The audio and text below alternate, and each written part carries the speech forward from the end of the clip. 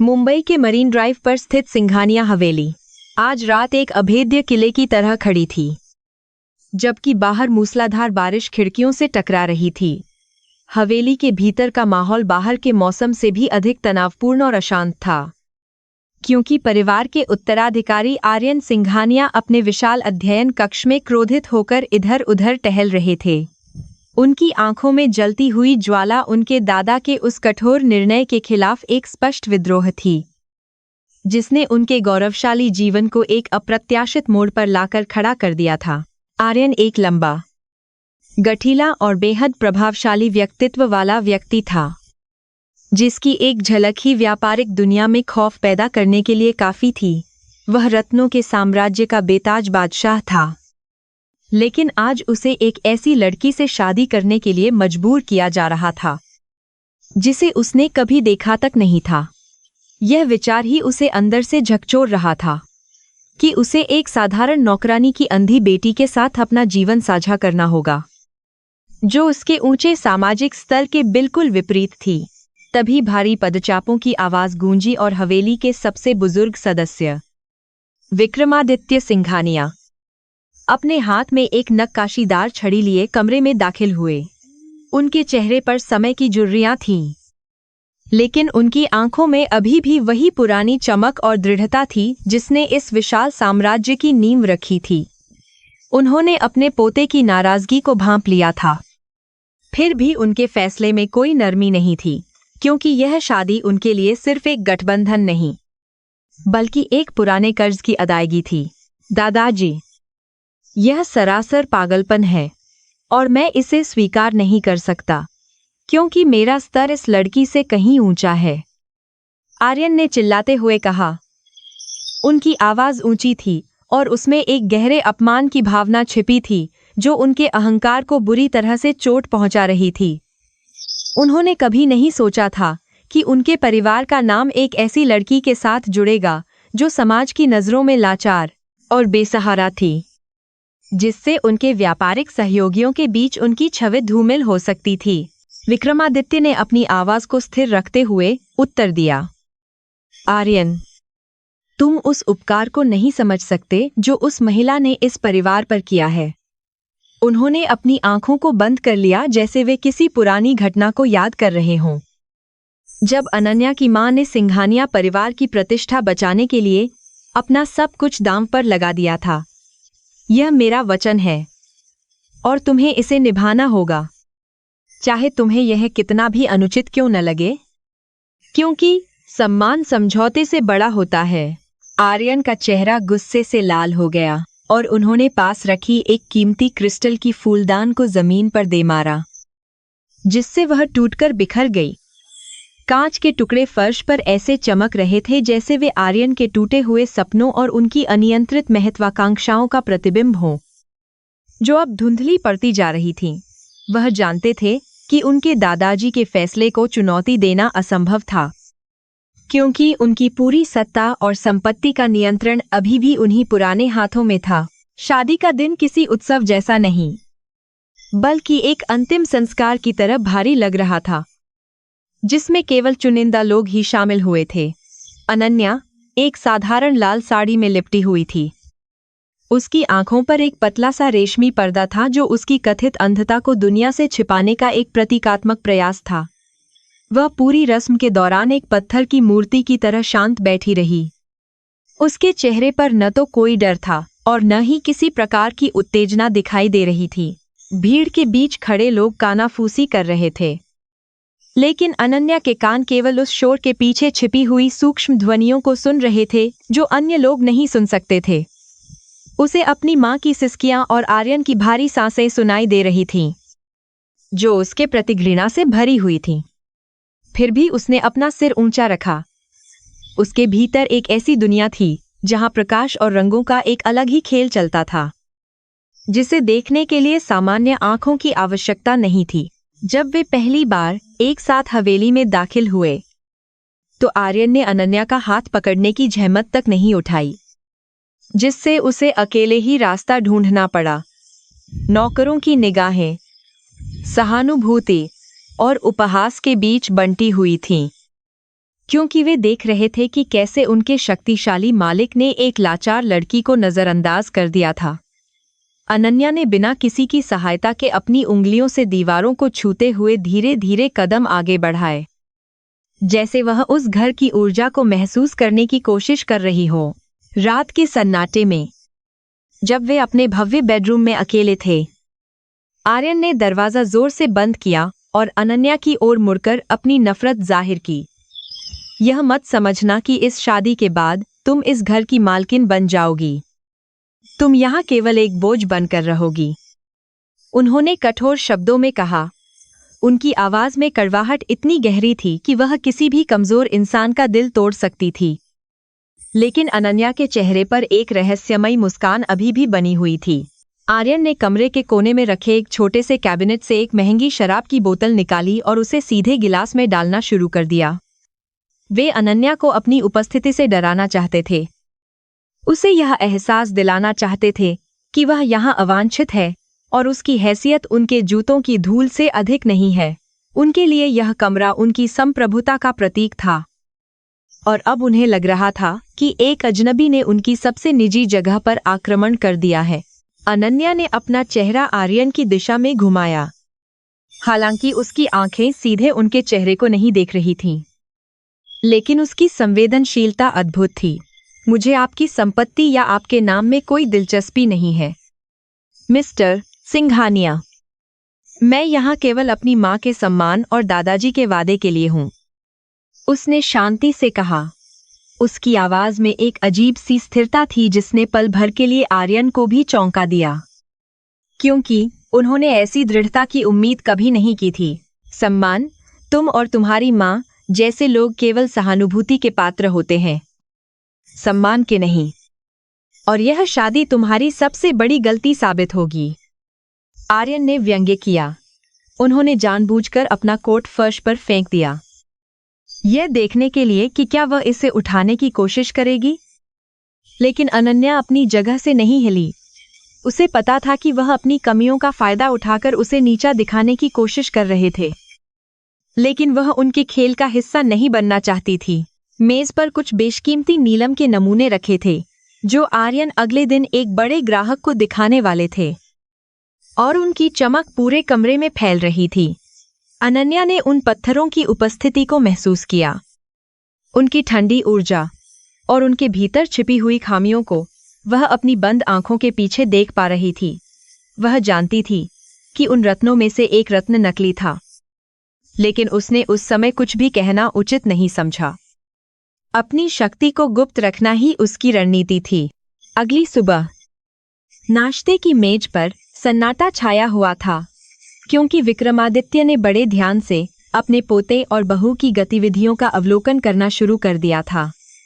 वे जानते थे कि आर्यन का गुस्सा शांत होने में समय लगेगा, लेकिन उन्हें अनन्या की आंतरिक शक्ति पर पूरा भरोसा था जो उन्होंने सालों पहले पहचान ली थी।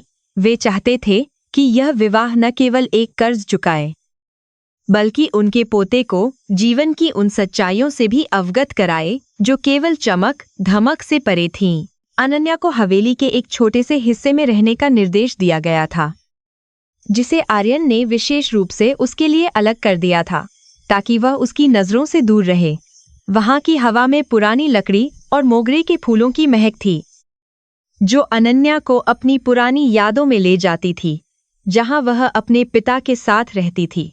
उसने अपनी उंगलियों से हर वस्तु को छुआ, अपनी मानसिक मानचित्र कला का उपयोग करते हुए उस जगह के हर कोने को अपने दिमाग में अंकित कर लिया। आर्यन ने जानबूझकर अपनी सचिव को फोन किया और उसे निर्देश दिया कि अनन्या को घर के कुछ तुच्छ कार्यों में व्यस्त रखा जाए ताकि उसे अपनी जगह का एहसास रहे। वे चाहते थे कि वह एक साधारण नौकरानी की तरह व्यवहार करे, यह भूलकर कि अब वह सिंघानिया खानदान की बड़ी बहू बन चुकी थी और उसके पास अधिकार थे। हालांकि अनन्या ने हर कार्य को इतनी कुशलता और गरिमा के साथ स्वीकार किया कि नौकर भी उसके प्रति सम्मान महसूस करने के लिए मजबूर हो गए। हवेली के एक गुप्त हिस्से में सिंघानिया समूह की प्रयोगशाला थी, जहां दुनिया के सबसे दुर्लभ पत्थरों की जांच और कटिंग का काम अत्यंत सावधानी से किया जाता था। वहां की सुरक्षा व्यवस्था अभेद्य थी, लेकिन आर्यन को यह नहीं पता था कि अनन्या का कमरा उस प्रयोगशाला के बिल्कुल ऊपर स्थित था, जिससे मशीनों की आवाज नीचे आती थी। वह ध्वनियों के कंपन से समझ सकती थी कि कौन सी मशीन का उपयोग किया जा रहा है और किस तरह के रत्न पर काम चल रहा है। एक शाम आर्यन ने हवेली में एक छोटी सी पार्टी का आयोजन किया ताकि वे अपने नए व्यावसायिक साझेदारों को यह दिखा सकें कि उनका जीवन सामान्य रूप से चल रहा है। उन्होंने अनन्या को सख्त चेतावनी दी थी कि वह अपने कमरे से बाहर न निकले और किसी भी मेहमान के सामने अपनी अंधी स्थिति का प्रदर्शन न करे। आर्यन को डर था कि अगर लोगों को उसकी सच्चाई पता चली तो उनके प्रतिद्वंद्वी इस कमजोरी का फायदा उठाकर उनके शेयर की कीमतों को गिरा सकते थे। पार्टी में विक्रम मल्होत्रा का आगमन हुआ, जो आर्यन का सबसे बड़ा प्रतिस्पर्धी था और हमेशा सिंघानिया परिवार की प्रतिष्ठा में दरार ढूंढने की कोशिश में लगा रहता था।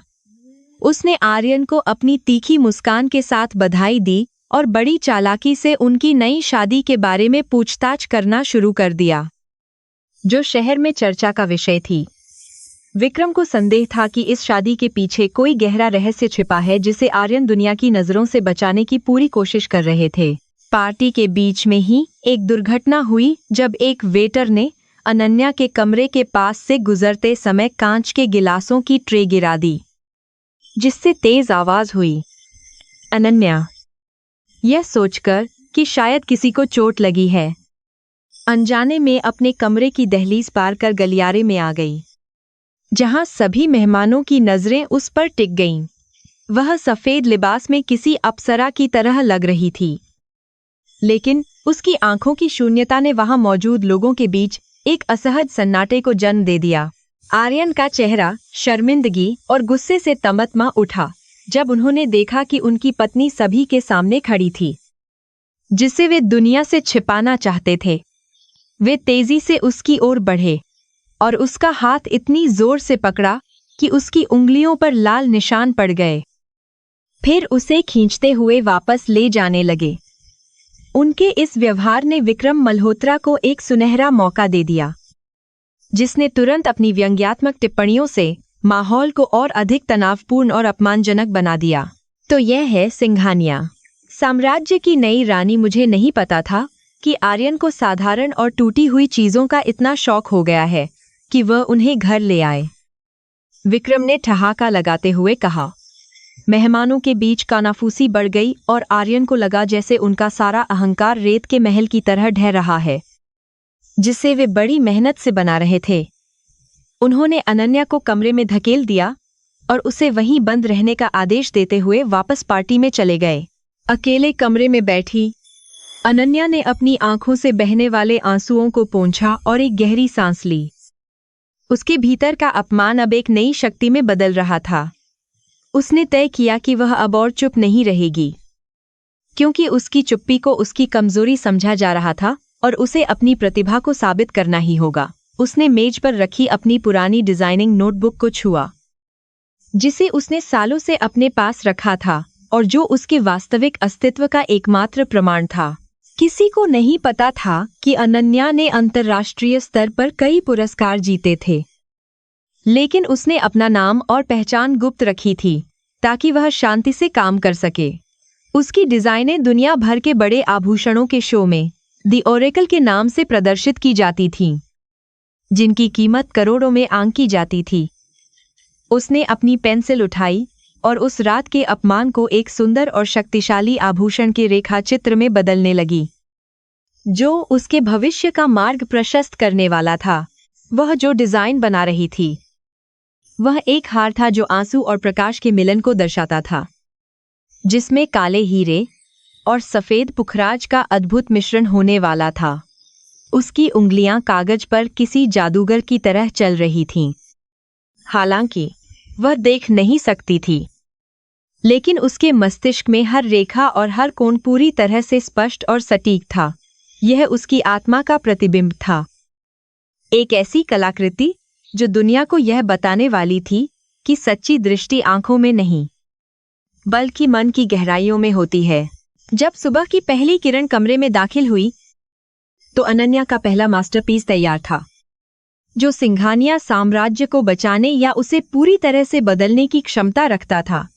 आर्यन ने रात भर की अशांति के बाद जब अपने कमरे का दरवाजा खोला तो उन्होंने देखा कि वह शांति से सो रही थी, लेकिन उनके मन में अभी भी उसके प्रति नफरत और संदेह का ज्वार उबल रहा था। उन्हें अभी तक इस बात का अंदाजा नहीं था कि जिस लड़की को उन्होंने तुच्छ समझा था वही उनके पतन को रोकने वाली एकमात्र शक्ति थी। अनन्या की सुबह अंधेरे में नहीं, बल्कि ध्वनियों और सुगंधों की एक नई दुनिया में शुरू होती थी। वह सिंघानिया हवेली के हर कोने को अपनी उंगलियों की पोरों से पहचान चुकी थी, जैसे कोई संगीतकार अपने वाद्यंत्र के तारों को जानता हो। रसोई से आती मसालों की महक और बगीचे से आती ताज़ी घास की खुशबू उसे समय का सटीक आभास कराती थी। यद्यपि घर के लोग उसे एक असहाय लड़की समझते थे, लेकिन उसकी मानसिक सतर्कता किसी भी सामान्य व्यक्ति से कहीं अधिक तीव्र और सटीक थी। दूसरी ओर आर्यन अपने कार्यालय में एक बहुत बड़े संकट का सामना कर रहे थे, क्योंकि दक्षिण अफ्रीका से आए कच्चे हीरों की एक खेप ने उनके विशेषज्ञों को उलझन में डाल दिया था। इन पत्थरों की गुणवत्ता और उनमें छिपी अशुद्धियों को पहचानना सामान्य मशीनों के लिए भी चुनौतीपूर्ण साबित हो रहा हो। यदि इन हीरों की सही ग्रेडिंग नहीं हुई तो सिंघानिया समूह को न केवल करोड़ों का नुकसान होगा, बल्कि अंतर्राष्ट्रीय बाजार में उनकी विशेषज्ञता पर भी गंभीर सवाल खड़े हो जाएंगे। वह अपनी मेज पर रखे दस्तावेजों को गुस्से में पटक रहे थे। रात के सन्नाटे में, जब पूरी हवेली गहरी नींद में डूबी हुई थी, अनन्या चुपके से उस निजी प्रयोगशाला की ओर बढ़ी जहां वे विवादित हीरे रखे गए थे। उसके कदम इतने हल्के थे कि फर्श पर उनकी आवाज तक नहीं आ रही थी, जैसे वह कोई छाया हो। प्रयोगशाला के भीतर पहुंचकर उसने अपनी संवेदनशील उंगलियों को उन ठंडे पत्थरों पर रखा और उसे तुरंत ही उनकी आंतरिक संरचना का अनुभव होने लगा। वह उन सूक्ष्म दोषों को महसूस कर सकती थी जिन्हें शक्तिशाली लेंस भी नहीं देख पा रहे थे। उसने बहुत ही शांति के साथ उन हीरों को 3 अलग अलग श्रेणियों में विभाजित करना शुरू किया। उनकी ऊर्जा और घनत्व के आधार पर उनका वर्गीकरण किया। उसने महसूस किया कि सबसे बड़े पत्थर के केंद्र में एक दुर्लभ दरार थी, जिसे अगर गलत तरीके से काटा गया तो वह बिखर जाएगा। अनन्या ने एक विशिष्ट पैटर्न में उन हीरों को मेज पर सजाया, जिससे किसी भी पारखी नजर को उनकी गुणवत्ता का तुरंत पता चल सके। यह उसकी प्रतिभा का एक मौन प्रदर्शन था जिसे वह अभी उजागर नहीं करना चाहती थी। अगली सुबह जब आर्यन अपनी टीम के साथ प्रयोगशाला में दाखिल हुए तो वे वहां के दृश्य को देखकर स्तब्ध रह गए, क्योंकि सारे हीरे करीने से सजे हुए थे। वह मेज जो कल तक अव्यवस्था का केंद्र थी, अब एक व्यवस्थित और तार्किक वर्गीकरण का प्रमाण दे रही थी, जिसे समझना अब बहुत आसान था। विशेषज्ञों ने जब उन पत्थरों की पुनः जांच की तो वे दंग रह गए, क्योंकि हर पत्थर अपनी सही जगह पर था। आर्यन को समझ नहीं आ रहा था कि यह चमत्कार रात भर में किसने किया था।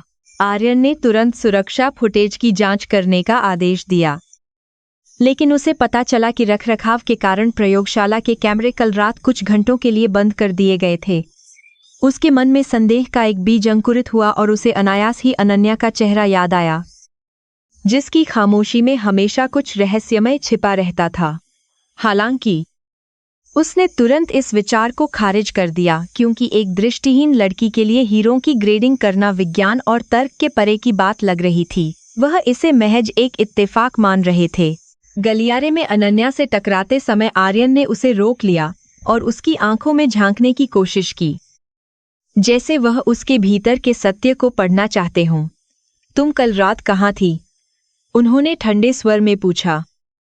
उनकी आवाज में संदेह की एक स्पष्ट झलक मौजूद थी, जो अनन्या को सतर्क करने के लिए काफी थी। अनन्या ने अपना सिर झुकाया और बहुत ही विनम्रता से उत्तर दिया कि वह अपने कमरे में ही थी और उसने कुछ भी असामान्य नहीं सुना। आर्यन ने उसकी उंगलियों को ध्यान से देखा, लेकिन वहां कोई निशान नहीं मिला। अनन्या जानती थी कि आर्यन एक बुद्धिमान शिकारी की तरह उसे देख रहे हैं और उनकी पैनी नजरों से बचना उसके लिए अब और भी कठिन होने वाला था। उसे अपने गुप्त व्यक्तित्व, द ओरेकल, और इस घर की एक साधारण बहू के बीच के संतुलन को बनाए रखने के लिए बहुत ही सावधानी बरतनी होगी। उसकी हर चाल अब न केवल उसकी अपनी पहचान की रक्षा के लिए थी, बल्कि उस बड़े मिशन के लिए भी थी जिसे वह पूरा करना चाहती थी। उसे पता था कि सही समय आने पर ही वह अपना असली चेहरा सबके सामने उजागर करेगी।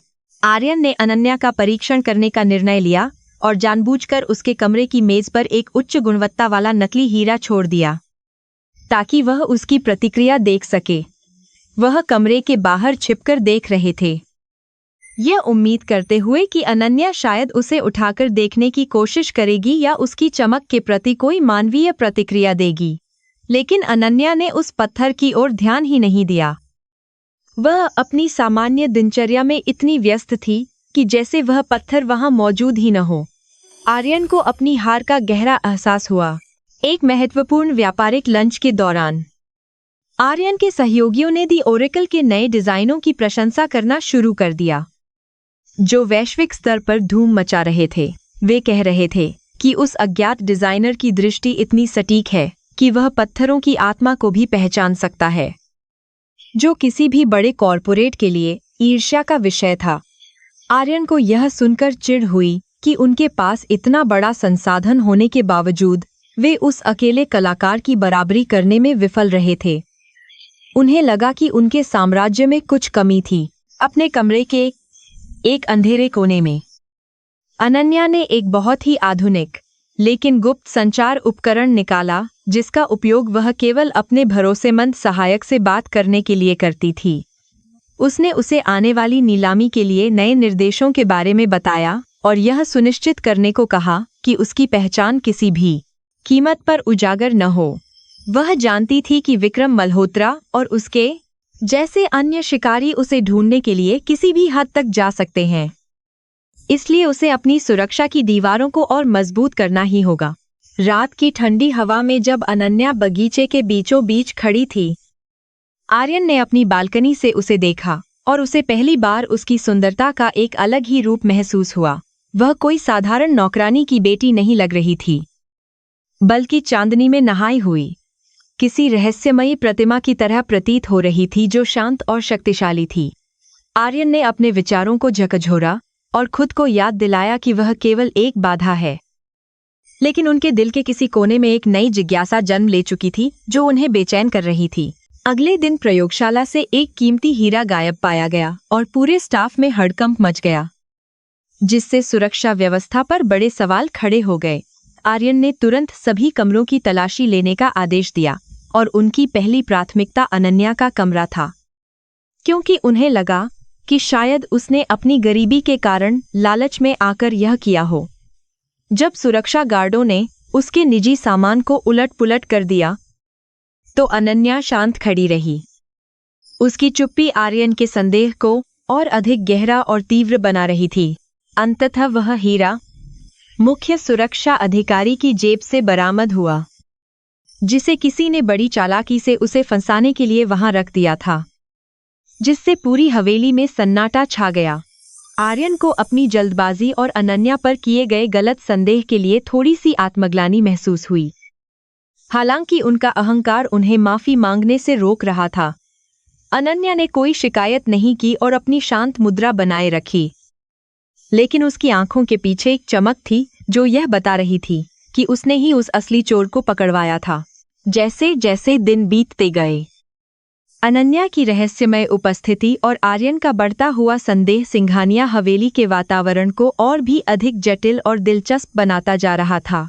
दी ओरेकल की ख्याति अब शिखर पर थी और दुनिया भर के जौहरी उस चेहरे को देखने के लिए बेताब थे जिसने रत्नों की दुनिया को बदल दिया था।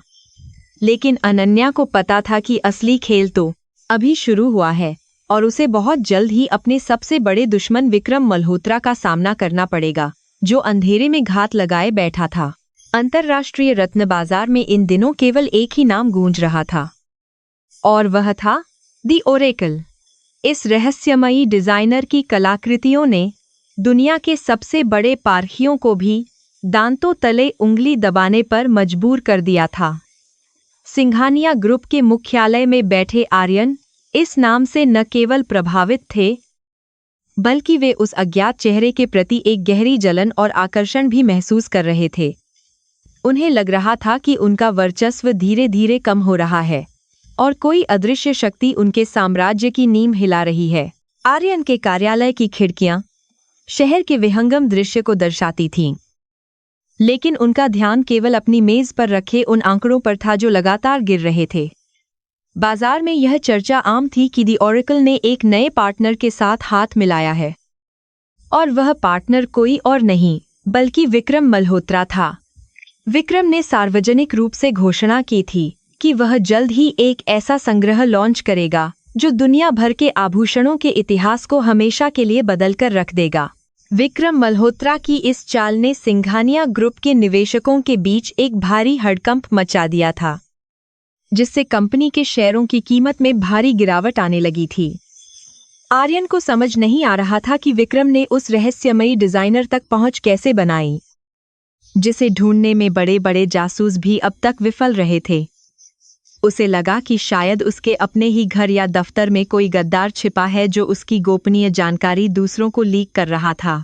सिंघानिया हवेली के अपने एकांत कमरे में बैठी अनन्या ने जब रेडियो पर यह खबर सुनी तो उसके चेहरे की रेखाएं कठोर हो गईं और उसकी उंगलियां मेज पर जम गईं। वह जानती थी कि विक्रम मल्होत्रा जिस डिजाइन का दावा कर रहा है वह वास्तव में उसकी अपनी पुरानी और अधूरी स्केचबुक से चुराया गया एक अधूरा विचार था। उसकी माँ, जो कभी मल्होत्रा परिवार के यहाँ काम करती थी, शायद अनजाने में उन कागजों को वहां छोड़ आई थी, जिसे विक्रम अब अपना बता रहा था। अनन्या ने महसूस किया कि विक्रम न केवल उसकी कला का अपमान कर रहा था, बल्कि वह सिंघानिया परिवार को बर्बाद करने के लिए उसकी मेहनत का गलत इस्तेमाल भी कर रहा था। यद्यपि आर्यन ने उसे कभी सम्मान नहीं दिया था, लेकिन वह अपनी माँ के एहसानों का बदला चुकाने के लिए इस परिवार की प्रतिष्ठा को मिट्टी में मिलते नहीं देख सकती थी। उसने अपने छिपने के स्थान से एक छोटा सा एन्क्रिप्टेड उपकरण निकाला और अपने सबसे वफादार सहयोगी कबीर को एक गुप्त संदेश भेजा। कबीर, विक्रम मल्होत्रा ने सीमा लांघ दी है और अब समय आ गया है कि असली दी ओरेकल अपनी उपस्थिति दर्ज कराए। अनन्या ने बहुत ही धीमी लेकिन दृढ़ आवाज में कहा।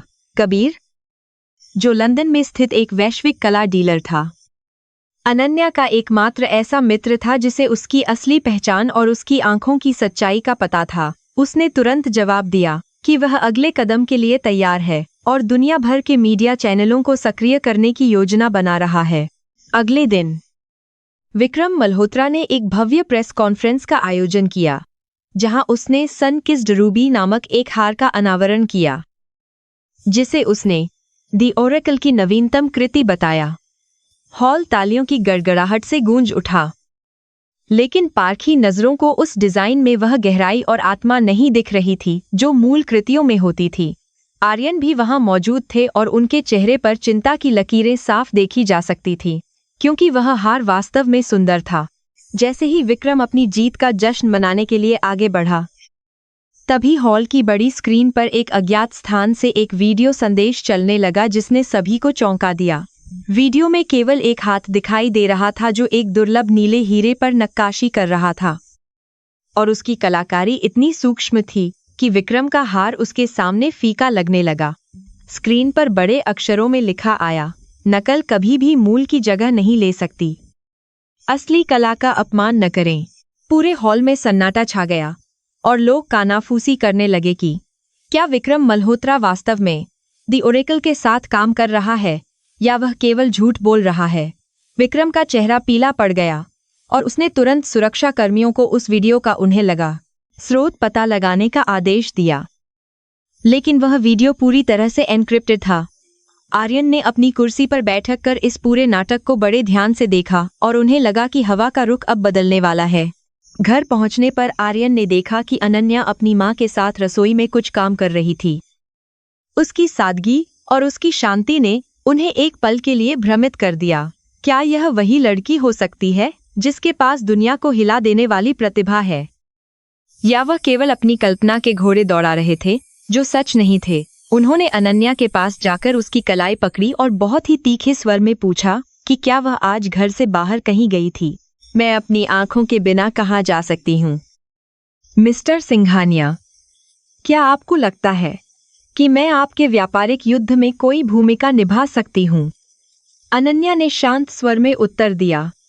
उसकी आवाज में एक ऐसा व्यंग्य था जिसे आर्यन समझ नहीं पाए, लेकिन उन्हें उसकी बातों में एक अजीब सी सच्चाई महसूस हुई जो उनके संदेह को शांत कर रही थी।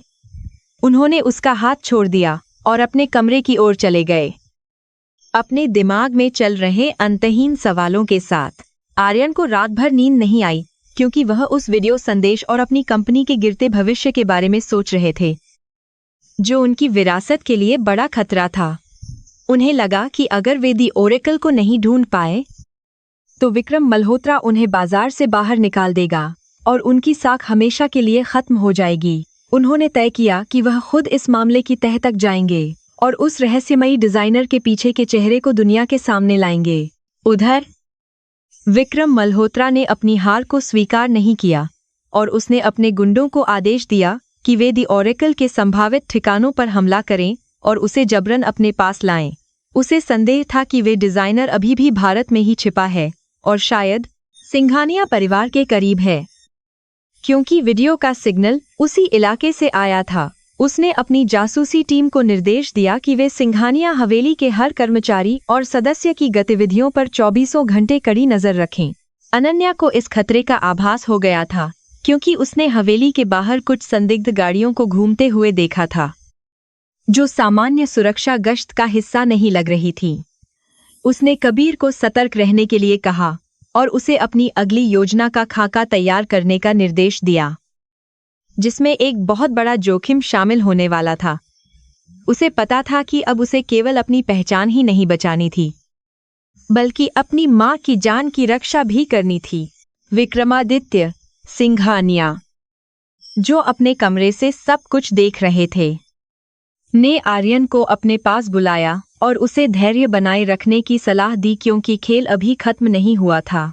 उन्होंने उसे याद दिलाया कि कभी कभी सबसे शक्तिशाली हथियार वही होता है जिसे दुनिया सबसे कमजोर समझती है, और उसे अपनी आंखों के बजाय अपने दिल से देखना चाहिए।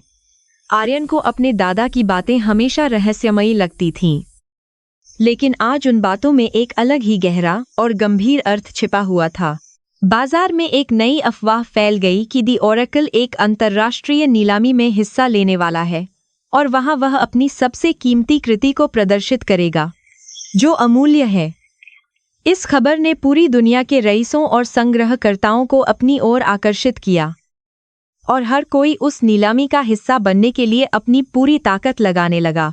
आर्यन ने भी अपनी शेष संपत्ति को इकट्ठा किया ताकि वे उस नीलामी में हिस्सा ले सकें और शायद उस डिजाइनर से मिल सकें।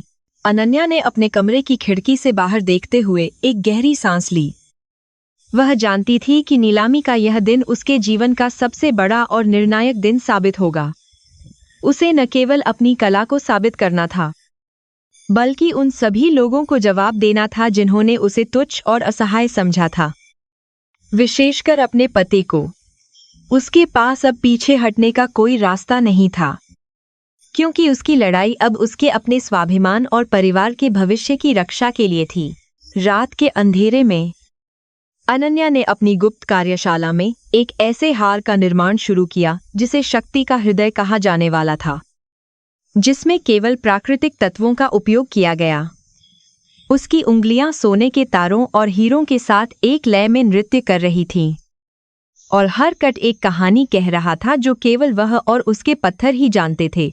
यह हार उसकी अब तक की सबसे कठिन और सबसे सुंदर रचना होने वाली थी, जो सत्य और साहस का प्रतीक थी। आर्यन ने अपने जासूसों से रिपोर्ट प्राप्त की कि नीलामी का आयोजन एक अज्ञात समुद्री जहाज पर किया जाएगा, ताकि सुरक्षा और गोपनीयता को पूरी तरह से सुनिश्चित किया जा सके।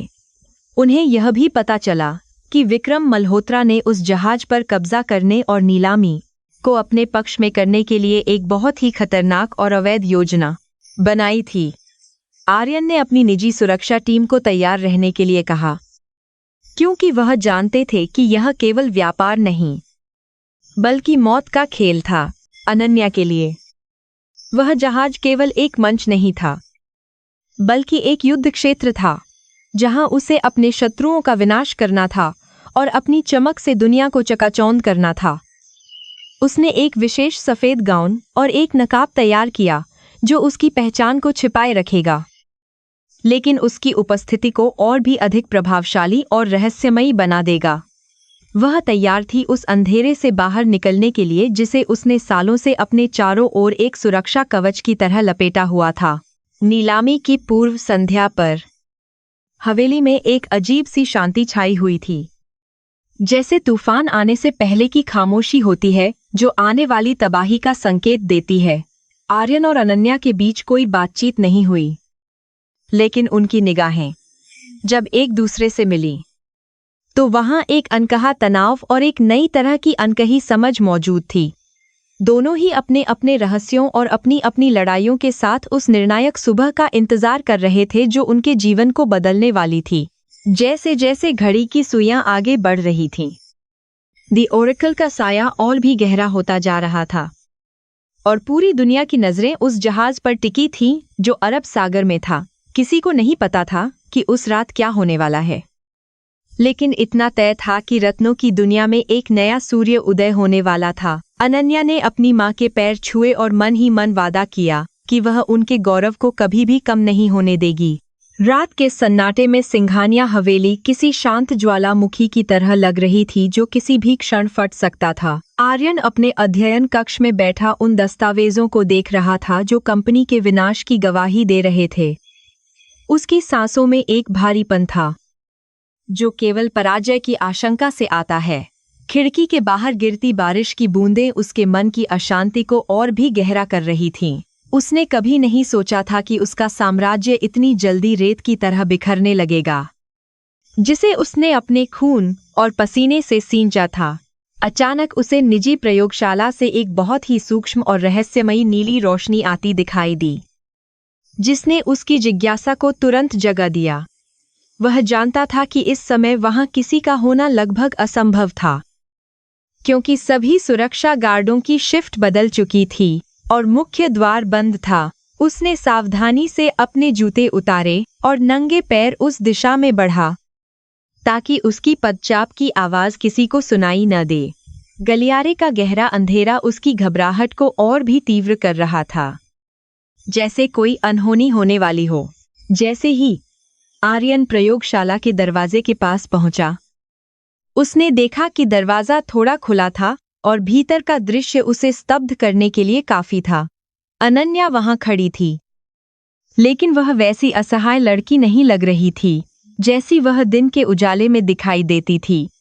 उसके हाथों में एक दुर्लभ कच्चा हीरा था और वह उसे इतनी एकाग्रता से देख रही थी जैसे उसकी आंखें पत्थर के आर पार देख पा रही हों। वहां कोई चश्मा नहीं था और उसकी आंखों में एक अद्भुत चमकती हुई नीली आभा तैर रही थी। आर्यन ने एक गहरी सांस ली और अचानक कमरे के भीतर दाखिल होते हुए लाइट का स्विच ऑन कर दिया, जिससे पूरा कमरा दूधिया रोशनी से भर गया। अनन्या ने पलक झपकते ही अपनी आंखें बंद कर लीं और फिर से वही अंधी लड़की बनने का नाटक करने लगी, लेकिन अब बहुत देर हो चुकी थी। आर्यन उसके करीब गया और उसके चेहरे को अपनी उंगलियों से ऊपर उठाया। उसकी आंखों में सत्य की तलाश करने लगा। अपना मुखौटा उतारो, अनन्या, क्योंकि मैंने अभी अभी तुम्हारी असली आंखों की चमक देखी है, उन्होंने कठोरता से कहा। अनन्या ने कुछ पलों के लिए चुप्पी साधे रखी, फिर उसने धीरे से अपनी आंखें खोलीं, जो अब सामान्य भूरी दिख रही थीं, लेकिन उनमें एक नई दृढ़ता थी। उसने आर्यन का हाथ अपने चेहरे से हटाया और एक ऐसी आवाज में बात की जो शांत, अधिकारपूर्ण और पूरी तरह से आत्मविश्वासी थी।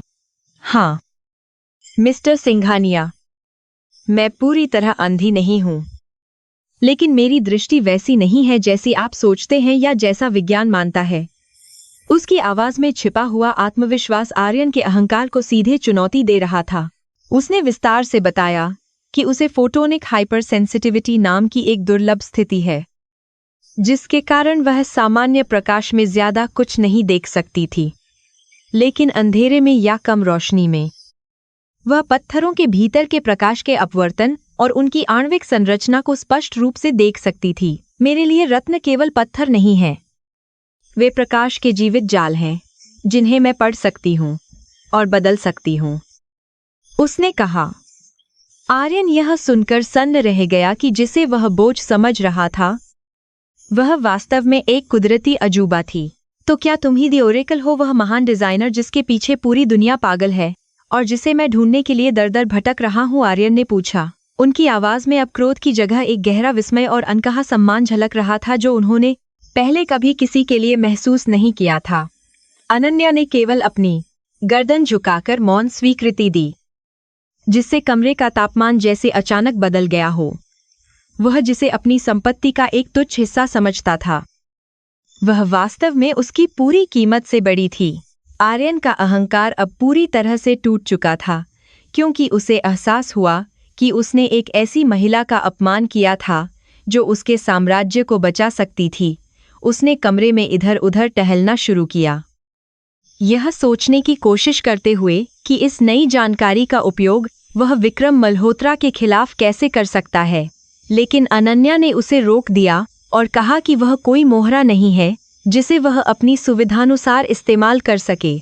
उसकी शर्तें स्पष्ट थीं और वह केवल अपनी एमडी साल की कारी आदा देवास करी शर्तों पर ही काम करने वाली थी। विक्रम मल्होत्रा के पास आपकी कंपनी के भीतर एक बहुत बड़ा मुखबिर है जो आपकी हर रणनीति उसे पहले ही बता देता है।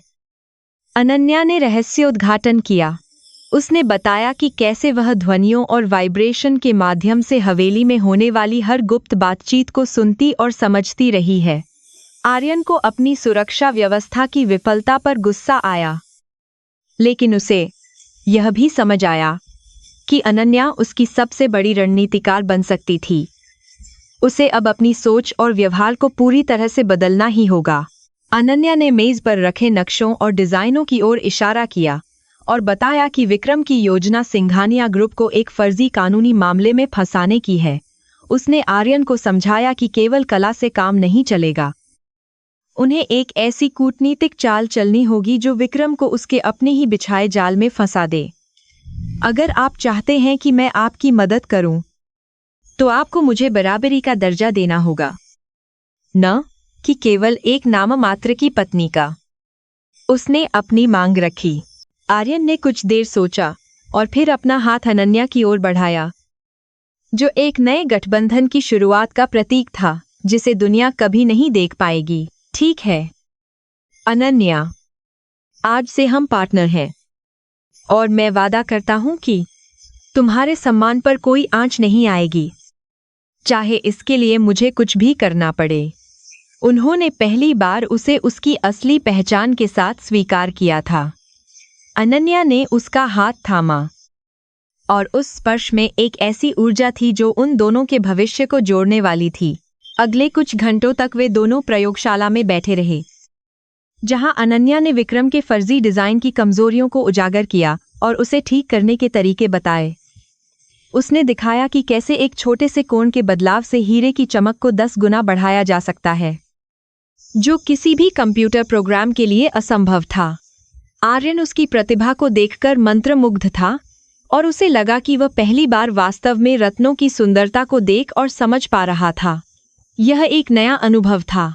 सुबह होने से पहले अनन्या ने आर्यन को एक गुप्त लॉकर की चाबी दी जहां उसने द ओरेकल के असली और सबसे शक्तिशाली डिजाइन सुरक्षित रखे थे।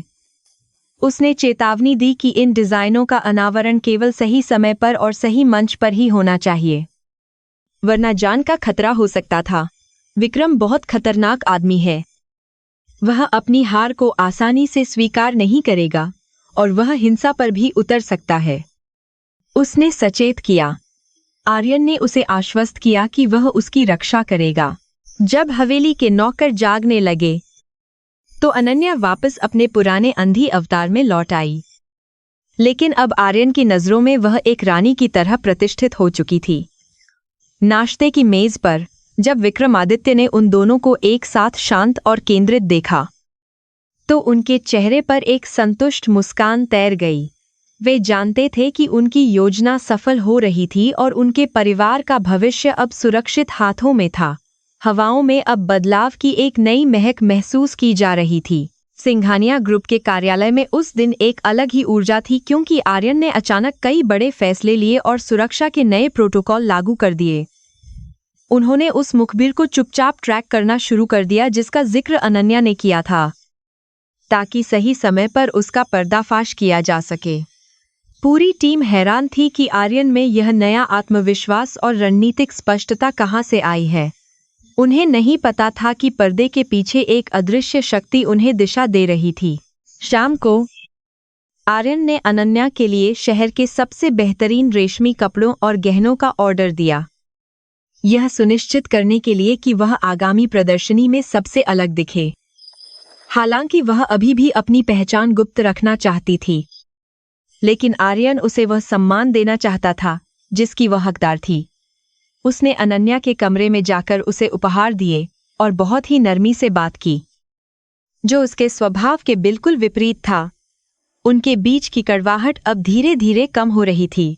उधर विक्रम मल्होत्रा को जब पता चला कि आर्यन ने अचानक अपनी नीतियां बदल दी हैं, तो वह बेचैन हो गया और उसने अपने जासूसों को और भी सक्रिय कर दिया।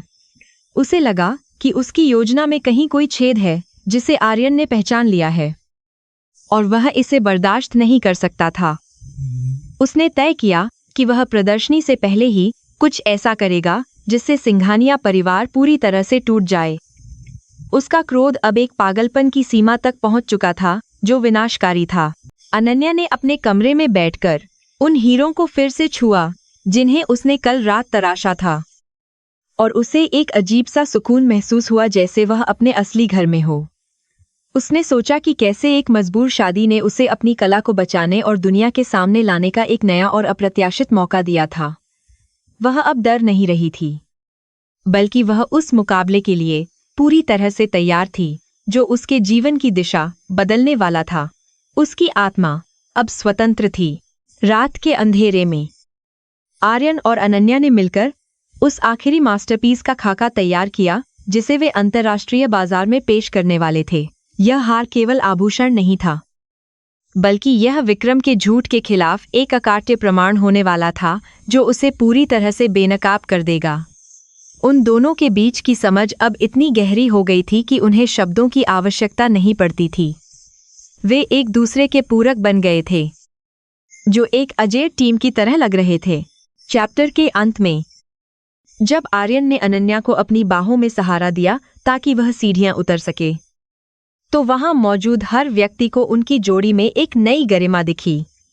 जो कभी मजबूरी का रिश्ता था, वह अब सम्मान और साझा उद्देश्य की एक मजबूत दीवार बन चुका था जो किसी भी तूफान को झेल सकती थी।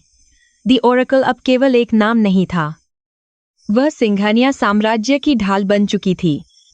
आने वाला कल एक महासंग्राम का गवाह बनने वाला था।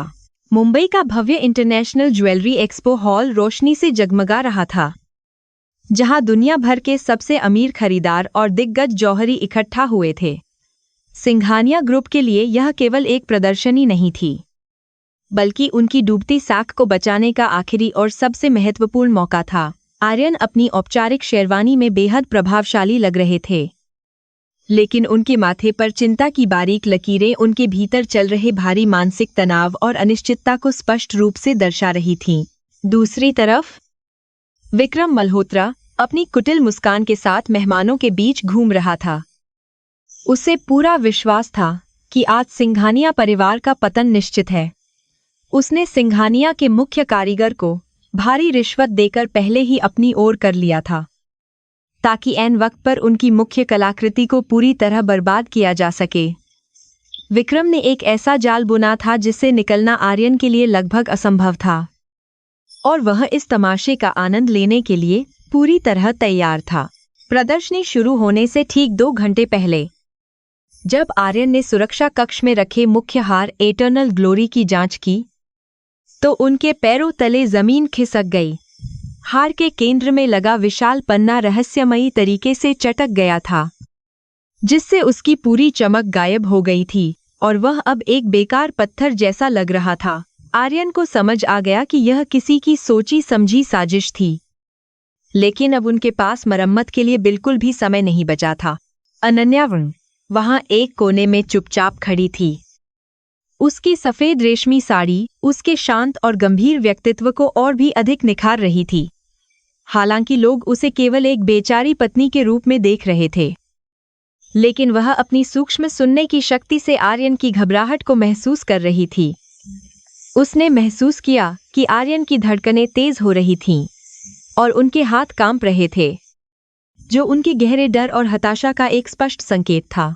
अनन्या आर्यन के पास गई और बहुत ही धीमी आवाज में कहा कि उन्हें हार मानने की जरूरत नहीं है, क्योंकि अभी भी सब कुछ खत्म नहीं हुआ है। उसने आर्यन से अनुरोध किया कि वह उसे अगले 1 घंटे के लिए निजी कार्यशाला में अकेले रहने दें और वहां किसी भी कर्मचारी को न आने दें। आर्यन को उसकी बातों पर विश्वास करना मुश्किल लग रहा था, लेकिन अनन्या की आंखों में मौजूद उस असाधारण दृढ़ता ने उन्हें उसकी बात मानने पर मजबूर कर दिया। कार्यशाला के भीतर का वातावरण बहुत ही शांत और गंभीर था, जहां केवल मशीनों की हल्की गुनगुनाहट और औजारों की खनक सुनाई दे रही थी। अनन्या ने अपनी आंखों की पट्टी हटाई और उन विशेष चश्मों को पहना जो कम रोशनी में उसकी देखने की क्षमता को संतुलित करते थे। उसने टूटे हुए पन्ने को हाथ में लिया और उसकी संरचना का गहराई से अध्ययन करना शुरू किया। वह देख सकती थी कि पत्थर के भीतर की दरारें वास्तव में एक नया पैटर्न बना रही थीं।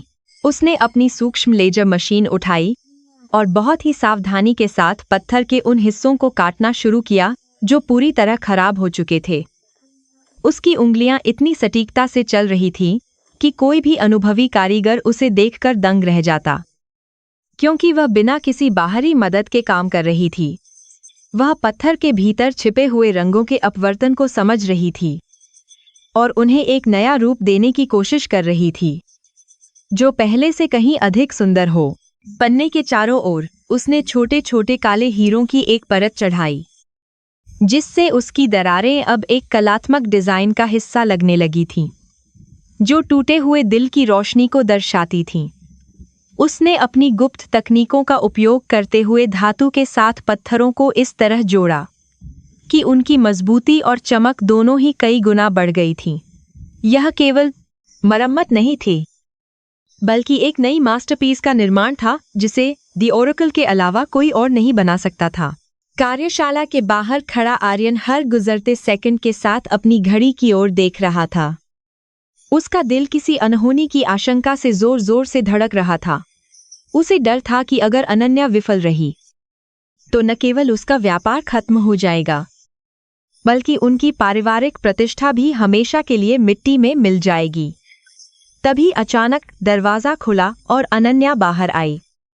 उसके चेहरे पर एक ऐसी थकावट और संतुष्टि थी जो केवल एक सच्चे कलाकार के पास होती है। जब आर्यन ने उस संशोधित हार को देखा तो वह अपनी आंखों पर विश्वास नहीं कर पाया, क्योंकि वह पहले की तुलना में कहीं अधिक दिव्य और सम्मोहक लग रहा था। पत्थर की दरारें अब रोशनी को इस तरह परावर्तित कर रही थीं जैसे वे खुद से बातें कर रही हों, और हार का हर कोना एक अलग कहानी सुना रहा था। आर्यन ने अनन्या की ओर देखा और उसे पहली बार एक साधारण लड़की नहीं, बल्कि एक शक्तिशाली देवी के रूप में महसूस किया जो चमत्कार कर सकती थी।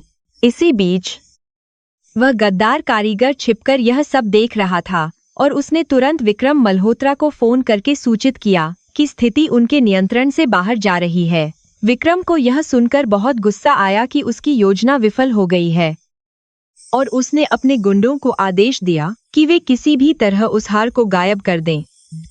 उसे अब समझ आ गया था कि आर्यन के पास कोई गुप्त हथियार है जिसे वह अब तक पहचानने में पूरी तरह से विफल रहा था। जैसे ही हार को प्रदर्शनी हॉल की ओर ले जाया जा रहा था, अचानक बिजली गुल हो गई और पूरे हॉल में अंधेरा छा गया, जिससे लोगों के बीच भारी भगदड़ मच गई। सुरक्षाकर्मी अपनी जगहों से हिल गए और कुछ नकाबपोश आदमी तेजी से उस बक्से की ओर बढ़े जिसमें वह कीमती हार रखा गया था। यह एक बहुत ही सुनियोजित हमला था जिसे विक्रम ने अपनी हताशा में अंतिम प्रयास के रूप में अंजाम देने का फैसला किया था, ताकि वह जीत सके। अंधेरे में जहां सब लोग रास्ता ढूंढ रहे थे, अनन्या की आंखों के लिए वह स्थिति सबसे अनुकूल थी, क्योंकि वह अंधेरे में भी साफ देख सकती थी। उसने देखा कि एक गुंडा हार चुराने की कोशिश कर रहा है और उसने बहुत ही फुर्ती से पास रखी एक भारी पीतल की मूर्ति उठाकर उसके सिर पर वार किया। उसकी चालें इतनी सटीक और तेज थीं कि हमलावर को यह समझने का मौका भी नहीं मिला कि उस पर हमला कहां से और किसने किया था। आर्यन ने भी अपनी जेब से एक छोटी टॉर्च निकाली और उन हमलावरों का सामना किया जो प्रदर्शनी को बर्बाद करने की कोशिश कर रहे थे। वह अपनी पत्नी को बचाने के लिए प्रतिबद्ध था। उसने अपने मार्शल आर्ट्स कौशल का उपयोग करते हुए 2 गुंडों को जमीन पर पटक दिया, जबकि अनन्या ने अंधेरे का फायदा उठाते हुए हार को सुरक्षित स्थान पर छुपा दिया। उन दोनों की इस जुगलबंदी ने विक्रम के खतरनाक इरादों को पूरी तरह से मिट्टी में मिला दिया और स्थिति पर नियंत्रण पा लिया। जब कुछ मिनटों बाद लाइट वापस आई तो सुरक्षा गार्डों ने हमलावरों को पकड़ लिया था और पुलिस भी वहां पहुंच चुकी थी, जिससे माहौल थोड़ा शांत हो गया।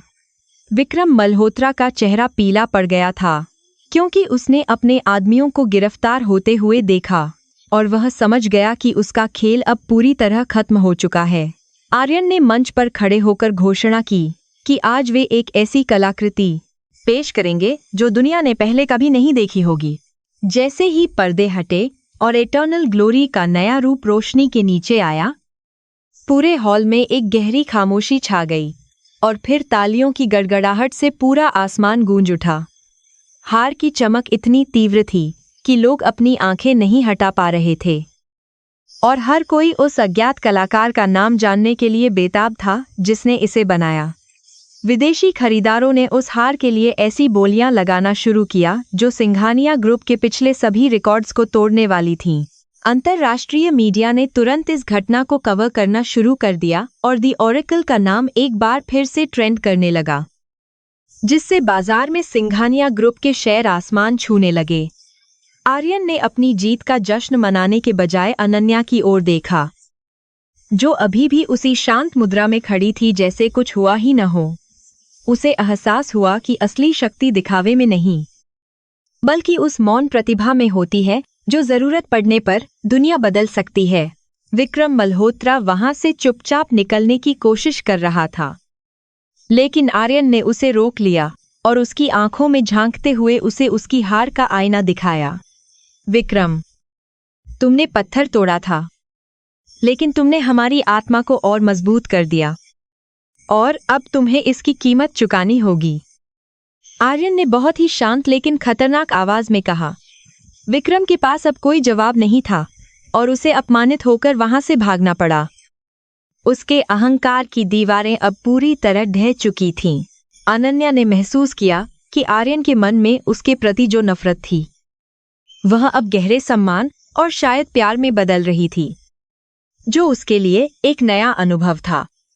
उसने अपनी पूरी जिंदगी एक साये में बिताई थी, लेकिन आज उसे लगा कि वह अपनी पहचान के साथ इस दुनिया में अपना स्थान बना सकती है। वह जानती थी कि यह केवल एक युद्ध की समाप्ति थी और आने वाले कल में उसे अपनी और भी बड़ी भूमिका निभानी होगी। रात के अंत में जब वे हवेली वापस लौटे तो विक्रमादित्य ने उन दोनों का स्वागत एक विजयी योद्धा की तरह किया और उन्हें आशीर्वाद दिया। हवेली की हवा अब खुशियों और गर्व से भरी हुई थी और आर्यन ने अनन्या का हाथ पकड़कर उसे सीढ़ियों से ऊपर ले जाने का निर्णय लिया, जो उनकी नई यात्रा की शुरुआत थी। दोनों के बीच का मौन अब पहले जैसा बोझिल नहीं था, बल्कि वह एक सुनहरे भविष्य के वादे जैसा मधुर और सुखद लग रहा था। इस पूरे कार्यक्रम के दौरान अनन्या ने यह साबित कर दिया कि शारीरिक अक्षमता किसी भी व्यक्ति के लिए रुकावट नहीं बन सकती, अगर उसके पास अटूट इच्छा शक्ति और असाधारण प्रतिभा हो। उसने न केवल अपने परिवार को बचाया, बल्कि उसने उस समाज को भी एक कड़ा सबक दिया जो बाहरी चमक के आधार पर लोगों का मूल्यांकन करता है। सिंघानिया साम्राज्य अब केवल एक व्यापारिक घराना नहीं रह गया था, बल्कि वह न्याय और प्रतिभा का एक नया प्रतीक बनकर दुनिया के सामने उभर रहा था। आर्यन ने अपनी बालकनी से चमकते हुए शहर को देखा और मन ही मन स्वीकार किया कि वह अपनी पत्नी के बिना इस मुकाम पर कभी नहीं पहुंच सकता था। उसने तय किया कि वह अब अनन्या को कभी भी कमतर महसूस नहीं होने देगा और उसकी प्रतिभा को दुनिया के सामने सही तरीके से लाने में उसकी हर संभव मदद करेगा।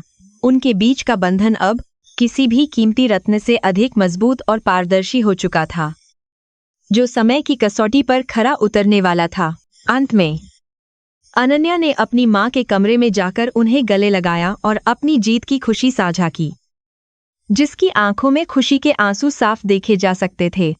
उसकी मां को हमेशा से विश्वास था कि उसकी बेटी एक दिन जरूर चमकेगी, लेकिन उसने यह नहीं सोचा था कि वह इतने बड़े साम्राज्य की रक्षक बनेगी।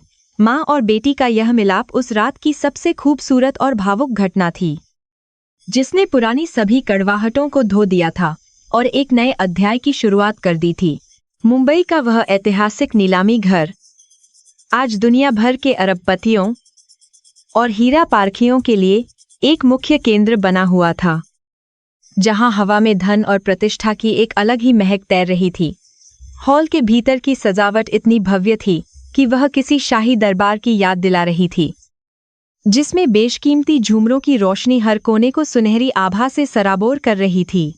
सुरक्षा व्यवस्था इतनी कड़ी थी कि एक परिंदा भी बिना अनुमति के अंदर कदम नहीं रख सकता था, क्योंकि आज वहां दी ओरेकल की सबसे महान कृति की नीलामी होने वाली थी।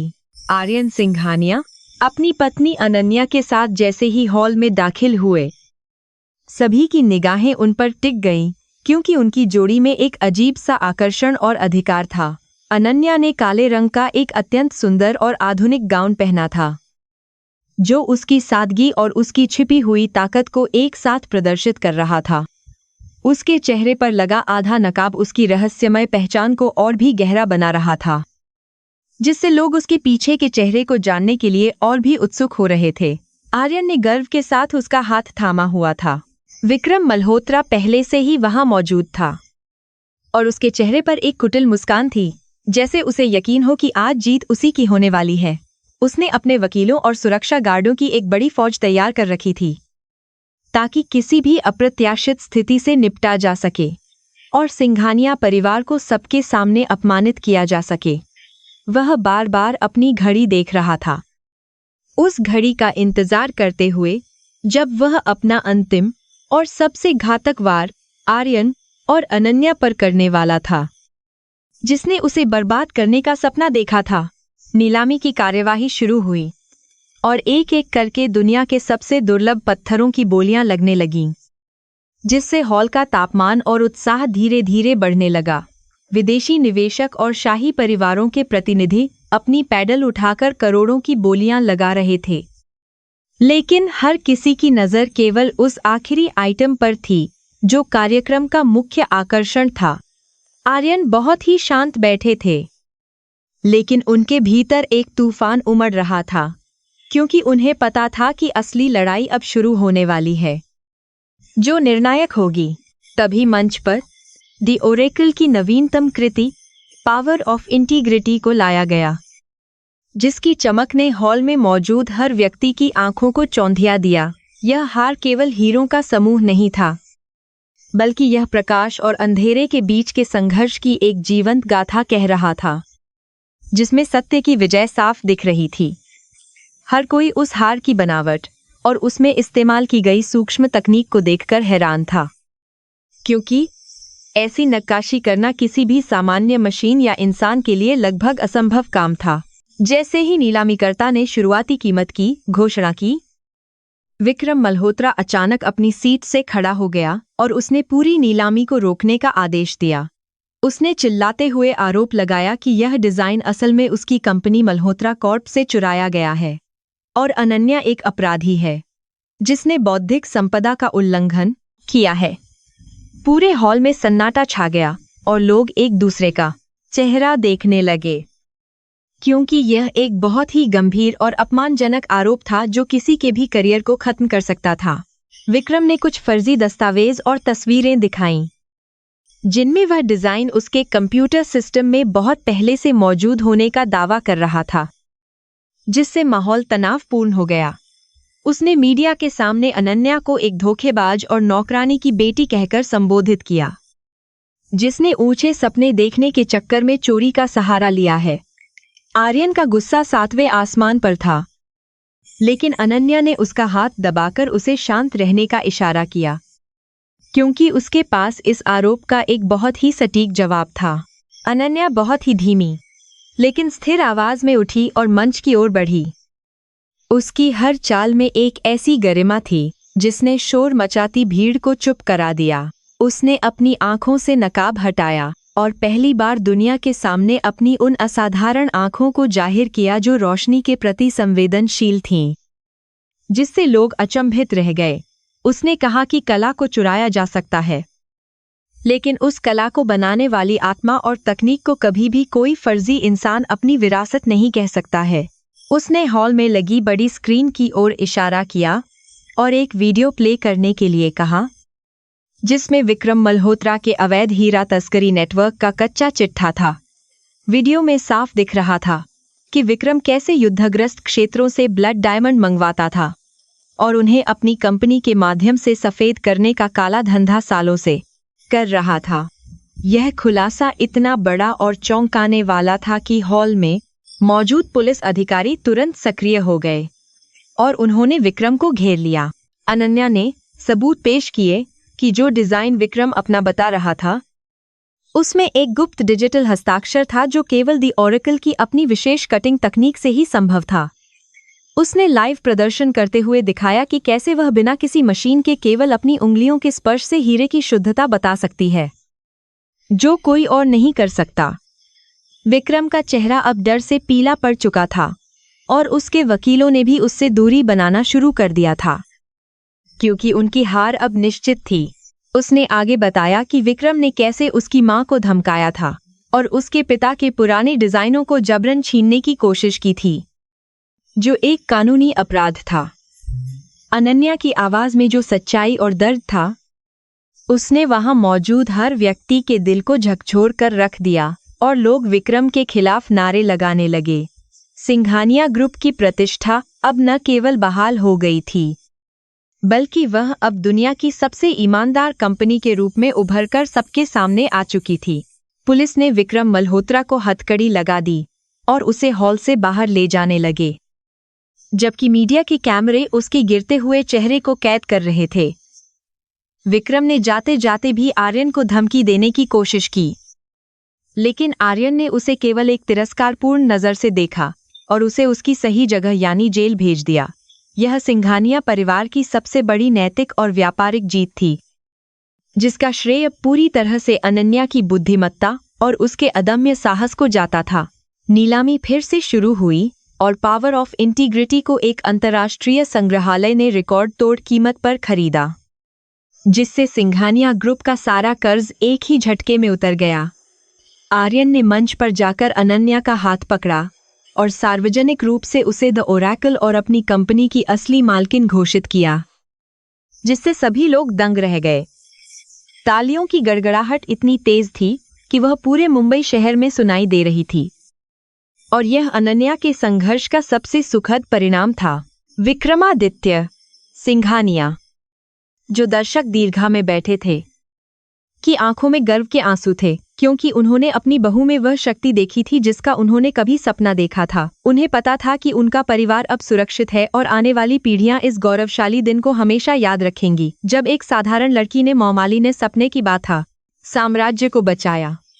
उन्होंने आर्यन को इशारा किया कि वह अनन्या को वह सम्मान दे जिसकी वह हकदार है, और आर्यन ने अपनी पत्नी के सामने अपना सिर झुका दिया। पूरी दुनिया के लिए अब अनन्या केवल एक नौकरानी की बेटी नहीं थी, बल्कि वह रत्नों की दुनिया की सबसे बड़ी और प्रभावशाली हस्ती बन चुकी थी, जिसका मुकाबला कोई नहीं कर सकता था। उसके डिजाइनों की मांग अब पेरिस से लेकर न्यूयॉर्क तक हर बड़े शहर में होने लगी थी, जिससे सिंघानिया ग्रुप एक वैश्विक ब्रांड बन गया। लेकिन अनन्या के लिए सबसे बड़ी उपलब्धि वह प्यार और सम्मान था जो उसने आर्यन की आंखों में पहली बार अपने लिए देखा और महसूस किया था। रात के अंत में, जब हॉल खाली हो गया और केवल आर्यन और अनन्या वहां बचे थे, तो उनके बीच की खामोशी अब किसी शिकायत से नहीं बल्कि गहरी समझ से भरी थी। आर्यन ने स्वीकार किया कि वह कितना गलत था और उसने कैसे एक हीरे को पत्थर समझकर उसे ठुकराने की कोशिश की थी, जिसके लिए वह बहुत शर्मिंदा था। अनन्या ने मुस्कुराते हुए कहा कि कभी कभी सबसे कीमती चीजें अंधेरे में ही अपनी असली चमक दिखाती हैं। और वह उनके साथ भविष्य देखने के लिए तैयार थी। उन्होंने उस खाली मंच पर एक दूसरे का साथ देने का वादा किया, न केवल एक पति पत्नी के रूप में, बल्कि दो समान विचारधारा वाले पार्टनर्स के रूप में भी जो दुनिया बदल सकते थे। उनकी छाया हॉल की दीवारों पर एक साथ नाच रही थी, जो उनके अटूट बंधन और आने वाले सुनहरे कल का एक सुंदर संकेत दे रही थी। अब कोई रहस्य नहीं बचा था, केवल सत्य और विश्वास की वह मजबूत बुनियाद थी जिस पर उनका नया जीवन आधारित होने वाला था। घर लौटते समय मुंबई की बारिश अब पहले जैसी डरावनी नहीं लग रही थी, बल्कि वह इस जीत का जश्न मनाती हुई और पुरानी कड़वाहटों को धोती हुई प्रतीत हो रही थी। अनन्या ने कार की खिड़की से बाहर देखते हुए अपनी माँ के बारे में सोचा और उसे लगा कि आज उसे वास्तव में अपनी माँ के त्याग का बदला मिल गया है। आर्यन ने धीरे से उसका हाथ अपने हाथ में लिया और उसे आश्वासन दिया कि वह अब कभी भी अकेला महसूस नहीं करेगी, चाहे कुछ भी हो। अगले दिन के समाचार पत्रों में केवल अनन्या और द ओरेकल की खबरें छाई हुई थीं, और विक्रम मल्होत्रा के पतन को अहंकार का अंत शीर्षक के साथ प्रकाशित किया गया था। सिंघानिया ग्रुप के शेयर बाजार में नई ऊंचाइयों को छू रहे थे और कंपनी के कर्मचारियों के बीच एक नया उत्साह और गर्व का संचार हो चुका था। अनन्या ने करोड़ बाजार में एक नाल के साथ होना है थे। कंपनी में नए नैतिक नियम लागू किए ताकि भविष्य में कोई भी विक्रम जैसा व्यक्ति किसी का शोषण या धोखाधड़ी न कर सके। चैप्टर के समापन पर अनन्या ने अपनी पुरानी कार्यशाला को फिर से सजाया और वहां अपनी मां की एक बड़ी तस्वीर लगाई, जिसे वह अपना असली प्रेरणा स्रोत मानती थी।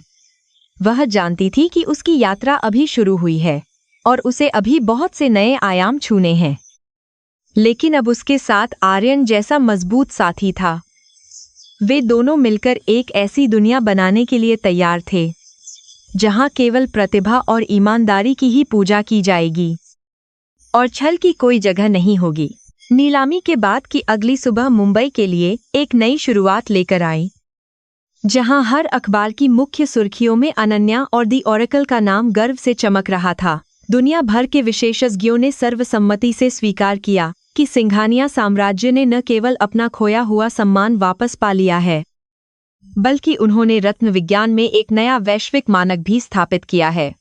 बाजार की पुरानी उठापटक अब पूरी तरह शांत हो चुकी थी और निवेशकों का भरोसा सिंघानिया समूह पर पहले से कहीं अधिक मजबूत हो गया था। विक्रम मल्होत्रा की गिरफ्तारी के बाद उसके काले कारनामों की परतें एक एक करके खुलने लगीं, जिससे उसकी पूरी कंपनी और रसूख ताश के पत्तों की तरह बिखर कर ढह गया। पुलिस और प्रवर्तन निदेशालय ने उसके सभी बेनामी खातों को सीज कर दिया और उसे अंतर्राष्ट्रीय ब्लड डायमंड तस्करी के गंभीर मामले में उम्रकैद की कड़ी सजा सुनाई गई। उसके सभी बेनामी खातों को सीज कर दिया। पतन ने पूरी दुनिया को यह स्पष्ट संदेश दिया कि छल और अहंकार की बुनियाद पर खड़े साम्राज्य कभी भी लंबे समय तक टिक नहीं सकते हैं। सिंघानिया हवेली के भीतर अब वह पुराना सन्नाटा और कड़वाहट पूरी तरह से गायब हो चुकी थी, जिसकी जगह अब एक नई उम्मीद, प्रेम और जीवंत उत्साह ने ले ली थी। आर्यन ने हवेली के मुख्य हॉल में अपनी दिवंगत मां और अनन्या की मां की तस्वीरें एक साथ ससम्मान लगाईं, जो इस परिवार के नए और समावेशी मूल्यों का प्रतीक थीं। नौकरों की निगाहों में अब अनन्या के लिए केवल सम्मान था, क्योंकि उन्होंने अपनी आंखों से उसकी असाधारण शक्ति और गरिमा को करीब से देखा था। आर्यन ने एक भव्य संवाददाता सम्मेलन आयोजित किया, जहां उन्होंने आधिकारिक रूप से अनन्या को सिंघानिया ग्रुप की मुख्य कार्यकारी अधिकारी और प्रधान डिजाइनर के रूप में दुनिया से मिलवाया। उन्होंने खुले तौर पर अपनी पिछली गलतियों को स्वीकार किया और अनन्या की प्रतिभा को वह श्रेय दिया जिसकी वह वास्तव में हकदार थी, जिससे उनकी छवि एक परिपक्व लीडर की बनी। अनन्या ने अपनी स्पीच में उन सभी लोगों को प्रेरित किया जिन्हें समाज कमजोर समझता है, और उसकी बातों ने लाखों लोगों के दिलों में एक नई ज्योति जला दी। अनन्या ने तुरंत द ओरेकल फाउंडेशन की स्थापना की, जिसका मुख्य उद्देश्य शारीरिक रूप से अक्षम लेकिन प्रतिभाशाली कलाकारों को अंतर्राष्ट्रीय मंच प्रदान करना और उनकी कला को निखारना था। उसने अपनी मां के नाम पर एक विशाल छात्रवृत्ति योजना भी शुरू की, ताकि किसी भी गरीब बच्चे को अपनी परिस्थितियों के कारण अपने सपनों का गला न घोंटना पड़े। उसका यह कदम न केवल परोपकारी था, बल्कि इसने सिंघानिया ब्रांड को एक मानवीय और नैतिक चेहरा भी प्रदान किया, जो बहुत जरूरी था। आर्यन और अनन्या के बीच का रिश्ता अब केवल एक समझौते की शादी नहीं रह गया था, बल्कि वह अटूट विश्वास और गहरे प्रेम की एक मिसाल बन चुका था। वे दोनों अक्सर देर रात तक प्रयोगशाला में बैठकर नए डिजाइनों पर चर्चा करते थे, जहां आर्यन अनन्या की बारीकियों को समझने की कोशिश करते और अनन्या उनके विजन की सराहना करती। उनके बीच की केमिस्ट्री अब उनके द्वारा बनाए गए रत्नों से भी अधिक चमकदार और पारदर्शी थी, जो किसी भी बाहरी दबाव से पूरी तरह अभेद्य और सुरक्षित थी। विक्रमादित्य सिंघानिया ने अपनी वसीयत में बदलाव करते हुए साम्राज्य की पूरी बागडोर औपचारिक रूप से इस युवा जोड़े के हाथों में सौंप दी, जिससे भविष्य की स्थिरता सुनिश्चित हो गई। उन्होंने एक पुराने बरगद के पेड़ के नीचे बैठकर राहत की सांस ली, यह जानते हुए कि उनका परिवार अब सुरक्षित हाथों में है और उनकी विरासत हमेशा बनी रहेगी। दादाजी का आशीर्वाद अब इस घर की दीवारों में एक सुरक्षा कवच की तरह महसूस होता था, जिसने सभी को एक सूत्र में बांध दिया था। अनन्या की माँ, जो कभी इस घर में एक साधारण नौकरानी की तरह सिर झुकाकर चलती थी, अब वहां की सबसे सम्मानित बुजुर्ग महिला के रूप में अपनी गरिमा के साथ रहती थी। आर्यन खुद रोज सुबह उनके पैर छूकर आशीर्वाद लेते थे, जो उनके भीतर आए महान चारित्रिक बदलाव और विनम्रता का सबसे बड़ा और हृदयस्पर्शी प्रमाण था। मां की आंखों में अब दुख के आंसू नहीं, बल्कि अपनी बेटी की सफलता और दामाद के प्यार को देखकर उमड़ने वाले खुशी के आंसू थे। एक शाम, जब सूरज मरीन ड्राइव की लहरों में धीरे धीरे डूब रहा था, आर्यन और अनन्या अपनी गगनचुंबी इमारत की छत पर खड़े होकर शहर की जगमगाती रोशनी को निहार रहे थे। आर्यन ने अनन्या का हाथ अपने हाथ में लिया और उसे एक विशेष अंगूठी पहनाई, जिसे उन्होंने खुद अनन्या की गुप्त तकनीकों का उपयोग करके तैयार किया था। वह अंगूठी उनके नए सफर की शुरुआत का प्रतीक थी, जिसमें अब केवल खुशियां और एक दूसरे के प्रति अटूट सम्मान की प्रतिज्ञा शामिल थी। तुमने मुझे केवल व्यापार करना नहीं सिखाया, अनन्या, बल्कि तुमने मुझे एक बेहतर इंसान बनना सिखाया है, और इसके लिए मैं तुम्हारा हमेशा ऋणी रहूंगा, आर्यन ने भावुक होकर कहा। अनन्या ने मुस्कुराते हुए अपना सिर उनके कंधे पर रख दिया। उसकी आंखों में अब वह डर नहीं था जो कभी उसकी परछाई बनकर रहता था, बल्कि अब वहां भविष्य के सपने थे। उसने महसूस किया कि उसकी अंधकारमयी दुनिया अब सचमुच करोड़ों सूर्यों के प्रकाश से भी अधिक उज्जवल और सुंदर हो चुकी थी। आने वाले वर्षों में सिंघानिया ग्रुप ने दुनिया के हर कोने में अपने पंख फैलाए, लेकिन उनकी नींव हमेशा ईमानदारी और मानवाधिकारों के संरक्षण पर टिकी रही, जो उनकी सफलता का रहस्य था। अनन्या के डिजाइन अब केवल अमीर लोगों के आभूषण नहीं थे, बल्कि वे सशक्तिकरण और न्याय के वैश्विक प्रतीक बन गए थे, जिन्हें पहनना लोग गर्व की बात समझते थे। उनके नेतृत्व में कंपनी ने पर्यावरण के अनुकूल हीरा खनन की नई तकनीक विकसित की, जिसकी पूरी दुनिया में बहुत अधिक सराहना की गई। अनन्या ने साबित कर दिया कि असली दृष्टि आंखों में नहीं, बल्कि हमारी आत्मा के उस प्रकाश में होती है जो हमें सही और गलत के बीच का भेद करना सिखाती है।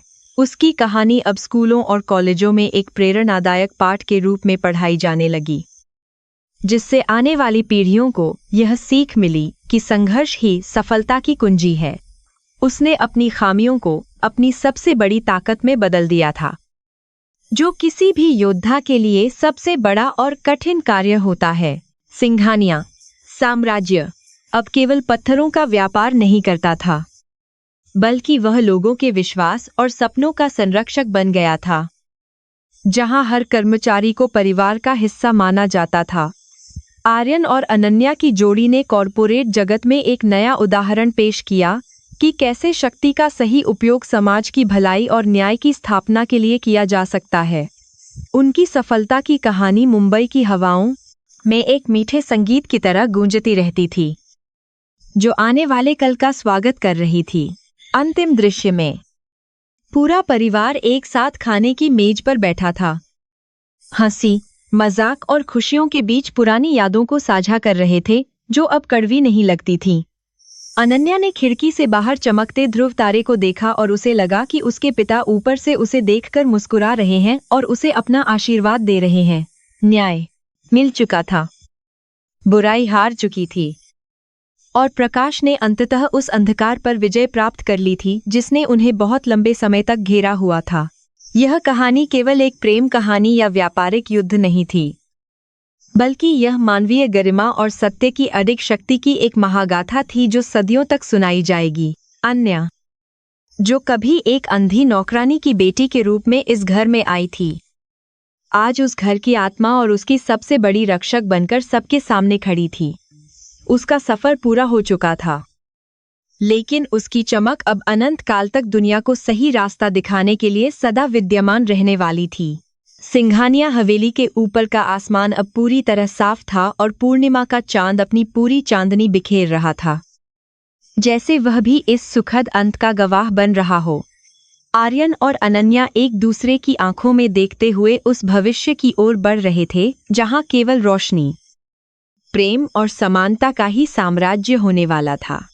अंततः सत्य और कला की जीत हुई और दी ओरेकल का नाम इतिहास के पन्नों में सुनहरे अक्षरों में हमेशा के लिए अमिट रूप से अंकित हो गया।